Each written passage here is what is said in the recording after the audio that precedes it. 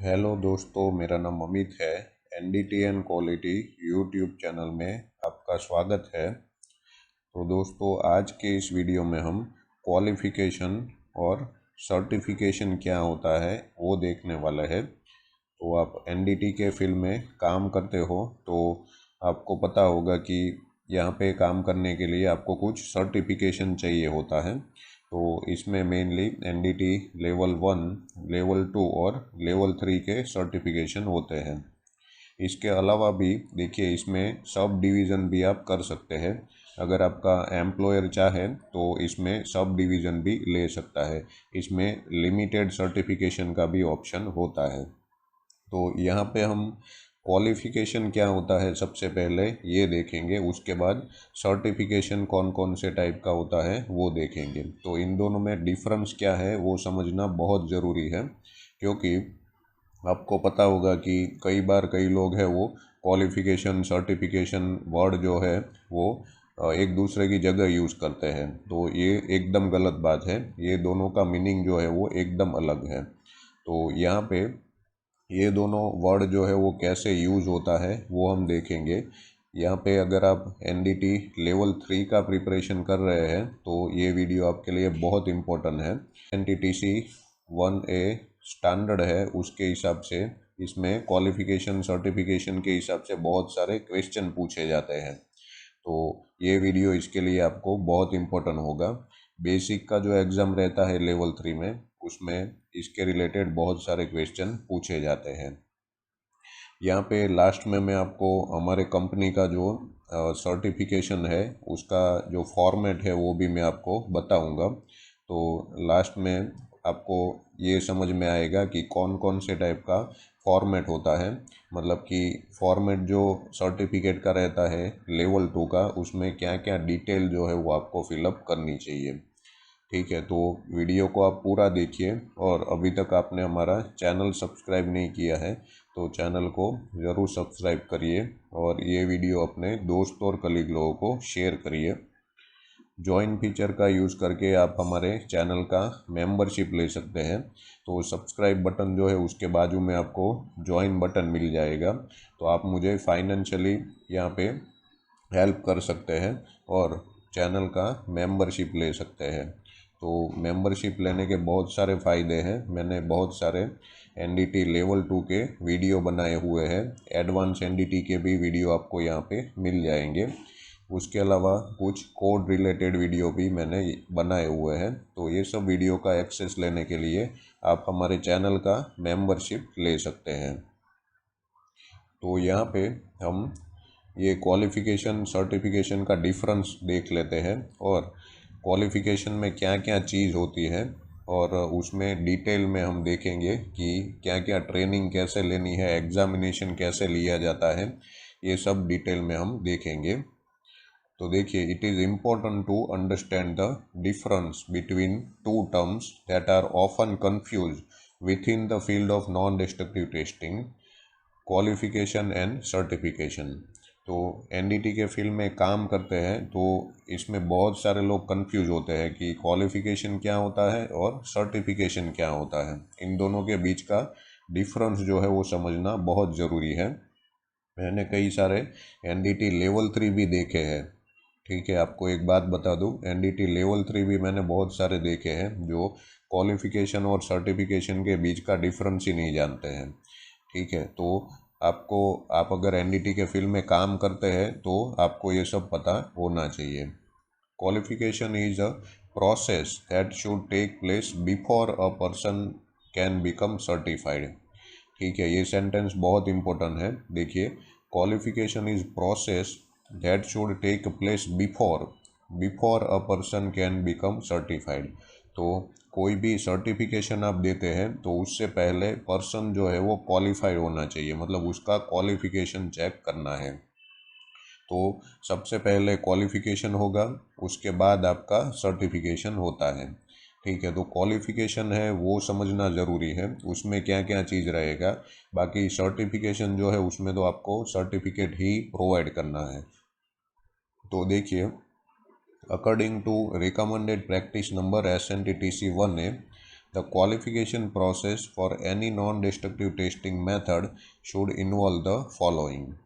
तो यहाँ पे अगर आप SNTC 1A फॉलो करते हैं तो उसमें बहुत सारी NDT की मेथड दी गई है। टोटल अगर आप SNTC 1A 2020 का एडिशन फॉलो करते हैं तो वो टाइम पे उसमें आप देखोगे टोटल 16 NDT का मेथड दिया हुआ है। तो उसमें सर्टिफिकेशन आपको करना है तो उससे पहले आपको क्वालिफिकेशन प्रोसेस से गुजरना पड़ेगा। तो क्वालिफिकेशन प्रोसेस है उसमें क्या क्या चीज़ आपको करना है देखिए। तो सबसे पहले तो कोई भी पर्सन आपकी कंपनी में आता है वो क्वालिफाई है कि नहीं, उसको क्वालिफाइड करना है तो आपको ये 4 चीज़ देखना है। तो देखिए सबसे पहले formal training in the fundamental principles and application of the method. ठीक है, तो सबसे पहले आपको उसको ट्रेनिंग देना है। जो भी बंदा आपकी कंपनी में आएगा इसको आपको NDT लेवल 1 या लेवल 2 सर्टिफाइड करना है तो उसके लिए आपको सबसे पहले उसको ट्रेनिंग देना पड़ेगा। ठीक है, तो ट्रेनिंग में क्या क्या चीज़ कवर होगा, फंडामेंटल प्रिंसिपल है और एप्लीकेशन है जो भी मेथड में वो करेगा। मेथड मतलब कि आपका LPT है, MPT है, RT है, ये सब मेथड हो गया। ठीक है, दूसरा टेक्निक होता है। ठीक है, मेथड और टेक्निक ये दोनों का डिफरेंस क्या है उसका मैंने बहुत डिटेल में वीडियो बनाया हुआ है तो वो आप हमारे चैनल के प्लेलिस्ट में जाके देख सकते हैं। तो सबसे पहले आपको यहाँ पे ट्रेनिंग जो है वो कंप्लीट करना है। उसके बाद देखिए दूसरा क्वालिफिकेशन जो है प्रोसेस में दूसरा चीज़ एक्सपीरियंस है। तो experience in the application of the method under the guidance of certified individual on the job training. तो एक्सपीरियंस किसको बोला जाएगा, एक्सपीरियंस का भी आपको प्रूफ देना पड़ेगा। मतलब कोई लेटर आपके कंपनी ने पुरानी कंपनी ने दिया हुआ है या फिर आप जो कंपनी में काम करते हैं उसका आपको एक्सपीरियंस है तो उसके बेसिस पे ये क्वालिफिकेशन गिना जाएगा। और ये जो एक्सपीरियंस है वो ऑन द जॉब आपका जो एक्सपीरियंस है वही गिना जाएगा। और जो भी आदमी का एक्सपीरियंस है वो किसके अंडर में उसने काम किया है, किसके अंडर में एक्सपीरियंस लिया है वो भी यहाँ पे इम्पोर्टेंट है। तो सर्टिफाइड इंडिविजुअल मतलब कि जिसने ऑलरेडी लेवल 2 या लेवल 3 किया हुआ है उसके अंडर में आपने एक्सपीरियंस लिया है ये आपको दिखाना पड़ेगा। उसके अलावा तीसरा है क्वालिफिकेशन प्रोसेस में, तीसरा है demonstrated ability to pass written and practical hands-on test that have comprehensive understanding of the method and ability to perform actual test by use of specific non-destructive testing method। मतलब कि आपका exam भी लिया जाएगा। तो आपको एक्सपीरियंस है, आपने ट्रेनिंग ले लिया, उसके बाद आपका एग्ज़ाम लिया जाएगा। तो एग्ज़ाम में 2 टाइप का एग्ज़ाम है, फर्स्ट में रिटन एग्जामिनेशन है और दूसरा प्रैक्टिकल एग्जामिनेशन। तो रिटन में जनरल और स्पेसिफिक ये 2 एग्ज़ाम होता है और प्रैक्टिकल एग्ज़ाम होता है। तो प्रैक्टिकल एग्ज़ाम और ये सब एग्ज़ाम में एवरेज आप गिने तो 80% मार्क्स आपको लाना रहेगा। तीनों का एवरेज 80% से ज़्यादा होना चाहिए, तभी आपका एक मेथड में आप NDT लेवल 2 किया ऐसा माना जाएगा। मतलब आप एक मेथड के लिए लेवल 2 में क्वालिफाई हो पाओगे। ठीक है, ये सब क्वालिफिकेशन प्रोसेस है। ठीक है, अभी सर्टिफिकेशन का बात हमने नहीं किया है। तो क्वालिफिकेशन में आपको ट्रेनिंग आपका होना चाहिए, एक्सपीरियंस होना चाहिए और एग्ज़ाम। ठीक है, तो इसका टेस्ट या फिर एग्ज़ाम आपका लिया जाएगा। चौथा नंबर जो है the ability to pass vision test for vision actuality and colour perception. तो यहाँ पे विज़न टेस्ट आपका लिया जाएगा। तो विज़न टेस्ट है 2 टाइप का होता है, एक कलर विज़न है और दूसरा नियर विज़न है। तो ये दोनों का भी मैंने वीडियो अलग से बनाया हुआ है कि विज़न टेस्ट है वो कैसे लिया जाता है। उसके अलावा कलर विज़न है उसमें इशियारा चार्ट है वो कैसे यूज़ होता है उसका भी वीडियो आप हमारे चैनल के प्लेलिस्ट में देख सकते हो। तो ये विज़न टेस्ट भी आपको क्लियर करना पड़ेगा। इसको विज़न टेस्ट या विजुअल एक्चुइटी टेस्ट ऐसा बोला जाता है। तो नियर विज़न और कलर विज़न ये 2 टेस्ट आपको क्लियर करने पड़ेंगे।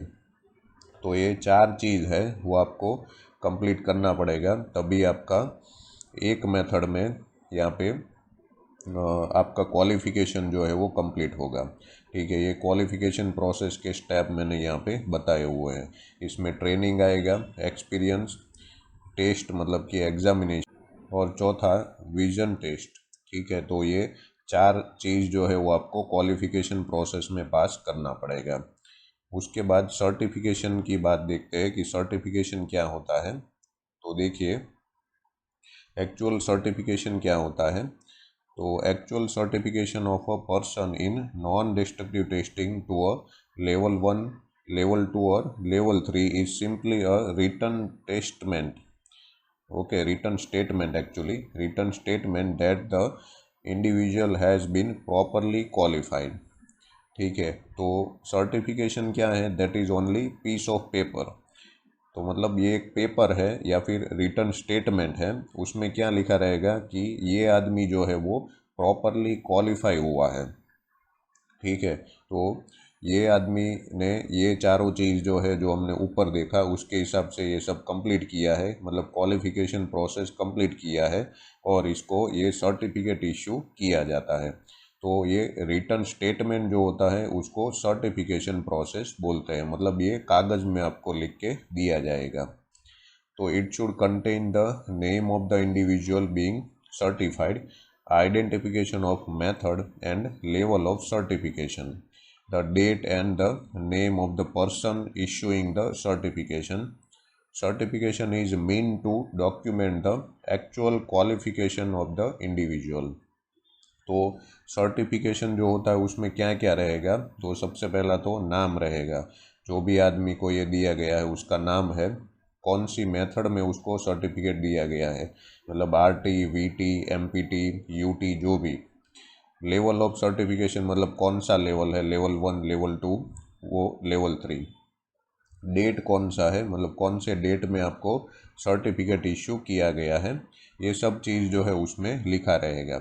तो सर्टिफिकेशन का मतलब क्या है कि ये एक टाइप का डॉक्यूमेंट है, उसमें कोई भी इंडिविजुअल है, कोई भी आदमी है, उसका क्वालिफिकेशन जो है वो ओके है, ये सब डिटेल जो है वो सर्टिफिकेशन में मेंशन किया गया है। Correct qualification and certification are extremely important because the process of testing performed by certified non-destructive testing personnel can have direct impact on the health and safety of every person who will work on, in or in proximity to the assemblies being tested। तो यहाँ पे correct qualification और certification जो है वो बहुत important है, क्योंकि कोई भी मैन्युफैक्चरिंग या कोई भी फैब्रिकेशन या इन सर्विस जॉब हम करते हैं, तो वो टाइम पे आजू बाजू के जो भी आदमी या टेस्टिंग पर्सनल खुद है या फिर जो भी आदमी आजू बाजू में काम करते हैं, उसका हेल्थ और सेफ्टी का जिम्मेदारी है वो NDT पर्सनल के ऊपर रहता है। मतलब कि आप एज ए NDT लेवल 2 या लेवल 3 काम करते हो, तो ये सब आपका जिम्मेदारी है, क्योंकि आपने गलत टेस्टिंग किया है या आपको कुछ नहीं आता है और आपने सर्टिफिकेशन आपके पास है, आप काम करते हैं सीधा ही, तो डायरेक्टली हेल्थ और सेफ्टी है उसका डेंजर हो सकता है, मतलब कि डायरेक्टली उसका इफ़ेक्ट है वो हेल्थ और सेफ्टी के ऊपर पड़ेगा। तो यहाँ पे ये एक्सट्रीमली इम्पोर्टेंट है, बहुत इम्पोर्टेंट है कि आपका करेक्ट क्वालिफिकेशन और सर्टिफिकेशन हो। तो हमेशा याद रखना है कि आपको तभी काम करना है कि आपके पास करेक्ट क्वालिफिकेशन और सर्टिफिकेशन हो। Poor work perform by unqualified personal can cost lives.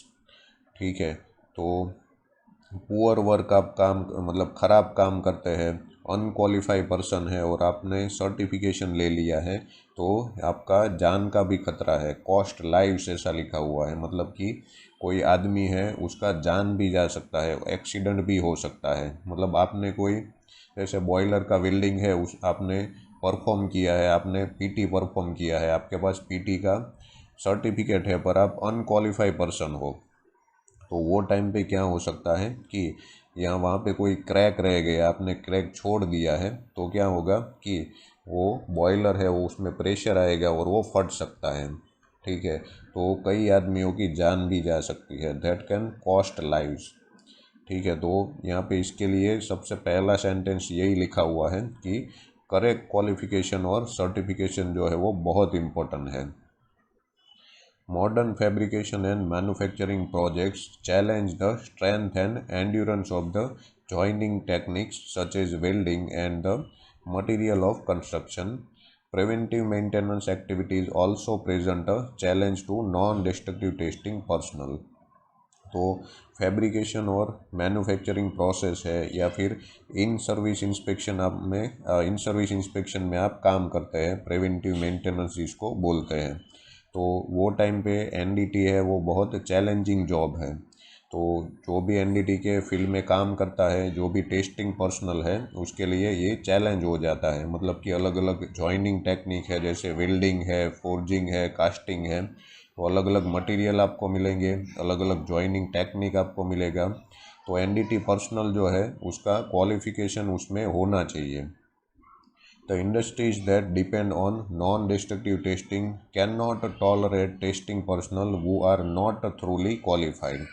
तो जहाँ पे आप एनडीटी के फील्ड में काम करते हो और जो भी इंडस्ट्री में काम करते हो, जो फुल्ली एनडीटी के ऊपर ही डिपेंड है, मतलब कि उसका क्वालिटी जो है वो एनडीटी के हिसाब से ही डिपेंड है, मतलब उसके ऊपर से ही वो किया जाएगा कि ये पार्ट जो है वो क्वालिटी के हिसाब से ओके है कि नहीं। ठीक है, तो जो भी इंडस्ट्री ऐसी है जिसमें एनडीटी के बेसिस पे ही पार्ट का क्वालिटी चेक किया जाता है, तो उस केस में हम ज़रा भी टॉलरेट नहीं कर पाएंगे कि जो आदमी थ्रूली क्वालिफाइड नहीं है उसको हम टॉलरेट नहीं कर पाएंगे। तो जहाँ भी आप काम करते हैं वहाँ पे हमेशा याद रखना है कि आपका क्वालिफ़िकेशन जो है वो ओके होना चाहिए। सर्टिफिकेशन जो है वो सबके पास मिल जाएगा, उसका कोई प्रॉब्लम नहीं है, पर आप उसके लिए थ्रूली क्वालिफाई भी होने चाहिए। उसके बाद देखिए, क्वालिफ़िकेशन में हमने ट्रेनिंग देखा था, तो ट्रेनिंग जो है उसमें क्या क्या रहेगा। तो training involves an organised programme develop to provide test personnel with the knowledge and skill necessary for qualification in specific area.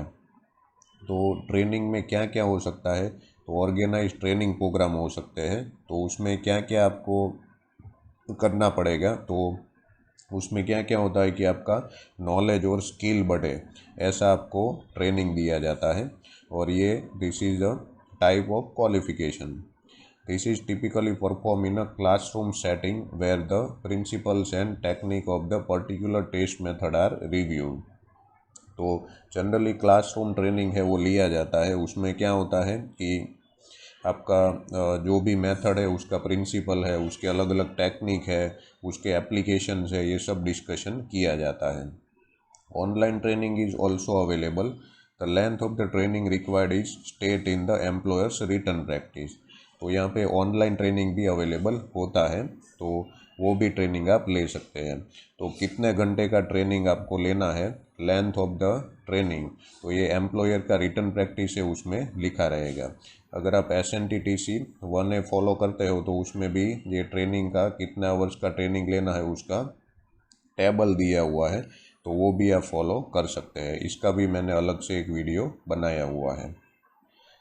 Experience की बात करें तो experience includes work activities accomplish in a particular test method under the supervision of qualified and और certified individual in that particular method. तो experience में यहाँ पे ये लिखा हुआ है कि ये कौन सा एक्सपीरियंस आपका गिना जाएगा जब आप कोई सर्टिफाइड इंडिविजुअल के अंडर में काम करते हो या फिर कोई क्वालिफाइड पर्सन है जिसके अंडर में आपने काम किया है, तो वो ही आपका एक्सपीरियंस गिना जाएगा। और this is not include time spent in setting up test, sorry this is to include time spent setting up test, performing calibration, specific test and other related activities. तो कोई भी मेथड में आपका एक्सपीरियंस कब गिना जाएगा, कौन कौन सा चीज़ आपने किया होना चाहिए। तो आपने कोई कैलिब्रेशन किया है मशीन का, टेस्ट किया हुआ है, या फिर उसके रिलेटेड अदर एक्टिविटीज़ जैसे इवेल्यूएशन, इंटरप्रिटेशन, ठीक है, या फिर आपने विटनेस किया है, तो ये सब चीज़ जो है वो एक्सपीरियंस में गिना जाएगा। Time spent in organise training programme does not count as experience. ठीक है, ये हमेशा याद रखना है कि आपने कोई ट्रेनिंग लिया हुआ है तो ये एक्सपीरियंस में नहीं गिना जाएगा। ठीक है, तो खाली ट्रेनिंग लेके जो लोग आप आते हो, ठीक है, वो एक्सपीरियंस में नहीं गिना जाएगा। उसके लिए आपका स्पेसिफिक एक्सपीरियंस होना चाहिए under the supervision of qualified और certified individual. The length of experience required is state in employers written practice. तो कितना एक्सपीरियंस चाहिए वो भी आपका एम्प्लॉयर के रिटर्न प्रैक्टिस है उसमें लिखा रहता है। तो SNTC 1 आप फॉलो करते हो तो उसमें भी ये एक्सपीरियंस कितना चाहिए उसका टेबल दिया हुआ है। एग्जामिनेशन की बात करें तो level 1 and level 2 personnel shall be given written general and specific examination and practical examination and visual examination. तो लेवल 1 और लेवल 2 इसमें इसको ये 4 एग्ज़ाम देना रहता है।